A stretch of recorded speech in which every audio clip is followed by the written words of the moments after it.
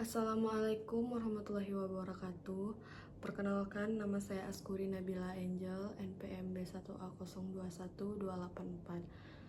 Di sini saya akan menjelaskan tentang tindak pidana lingkungan berdasarkan undang-undang dan literatur hukum di Indonesia. Pengertian tindak pidana lingkungan.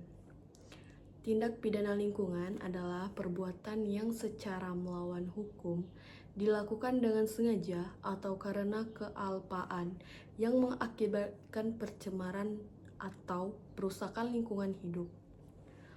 Perbuatan tersebut melebihi baku mutu lingkungan yang telah ditetapkan sehingga merugikan lingkungan dan masyarakat sekitar. Yang kedua, unsur-unsur tindak pidana lingkungan. Unsur-unsur tindak pidana lingkungan yaitu 1. Perbuatan melawan hukum, baik sengaja karena kelalaian. 2. Terjadinya pencemaran atau perusakan lingkungan hidup. 3. Akibat yang ditimbulkan secara nyata akibat perbuatan tersebut. 4. Hubungan sebab akibat antara tindakan pelaku dengan pencemaran atau perusakan lingkungan. Selanjutnya, bentuk tindak pidana lingkungan, yaitu melebihi baku mutu udara, air, atau air laut. Pengelolaan limbah bahan berbahaya dan beracun atau B3 tanpa izin. Pembuangan limbah tanpa izin. Pembakaran lahan yang menimbulkan asap dan kerusakan lingkungan. Melakukan usaha atau kegiatan tanpa izin lingkungan. Selanjutnya, memberikan informasi palsu terkait pengawasan lingkungan. Selanjutnya kita akan membahas sanksi pidana. Sanksi pidananya yaitu 1. Pidana penjara paling lama 10 tahun dan denda paling banyak 500 juta untuk tindak pidana biasa. Kedua, jika mengakibatkan orang luka berat atau meninggal dunia, pidana penjara paling lama 15 tahun dan denda mencapai 750 juta rupiah. Ketiga, kealpaan yang menyebabkan pencemaran dapat dipidana dengan penjara maksimal 3 tahun penjara dan denda 100 juta rupiah. Selanjutnya, contoh perbuatan pidana lingkungan. Seperti pelaku usaha yang melampaui baku mutu udara atau air, mengelola limbah B3 tanpa izin, dumping limbah ke media lingkungan hidup secara ilegal, pembakaran hutan dan lahan, menyusun AMDAL atau analisis mengenai dampak lingkungan tanpa kompetensi. Selanjutnya, penegakan hukum tindak pidana lingkungan. Penegakan hukum dilakukan melalui sistem peradilan pidana terpadu yang mencakup tahap penyidikan,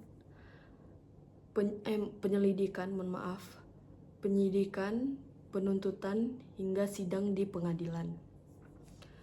Penyidikan dapat dilakukan oleh penyidik, polisi, maupun penjabat pegawai negeri sipil atau PNS di lingkungan hidup yang diberi wewenang secara khusus. Mekanisme penyidikan tindak pidana lingkungan.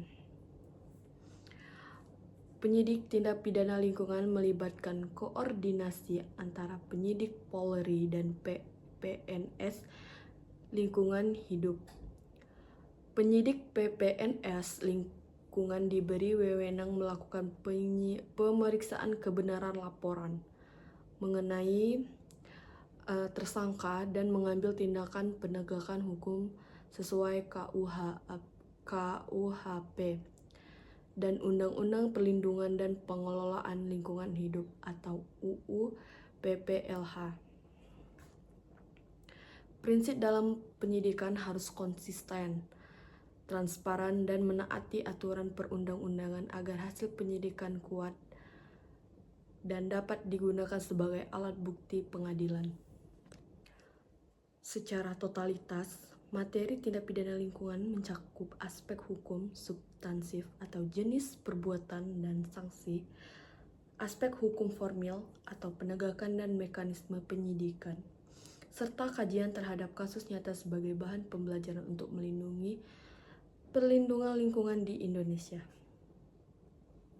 Materi ini juga dapat dikembangkan dengan data statistik kasus studi perbandingan dengan hukum lingkungan negara lain dan peran masyarakat dalam pengawasan lingkungan hidup. Materi tindak pidana lingkungan hidup secara lengkap mencakup pengertian unsur bentuk perbuatan yang melanggar serta sanksi pidana yang berdasarkan Undang-Undang Nomor 32 Tahun 2009 tentang perlindungan dan pengelolaan lingkungan hidup. Tindak pidana lingkungan adalah perbuatan melawan hukum yang mengakibatkan pencemaran.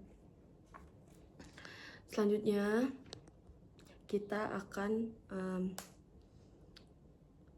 contoh kasus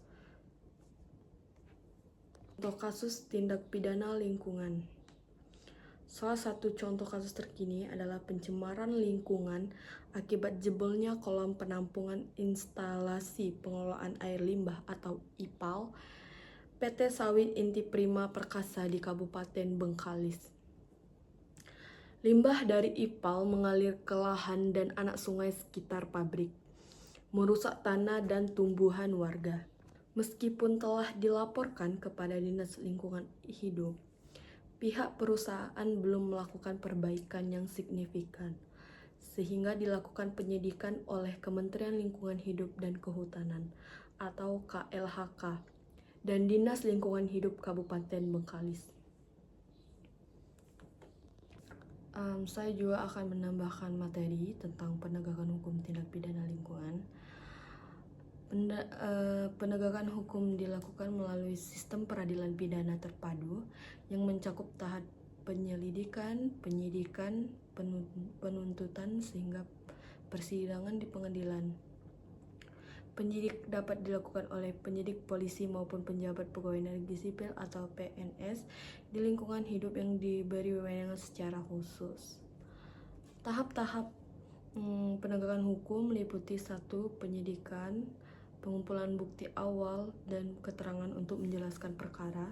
2. Penindakan pemanggilan saksi dan tersangka, penggeledahan, penyitaan barang bukti, penyegelan tempat yang terkait dengan pencemaran atau kerusakan lingkungan.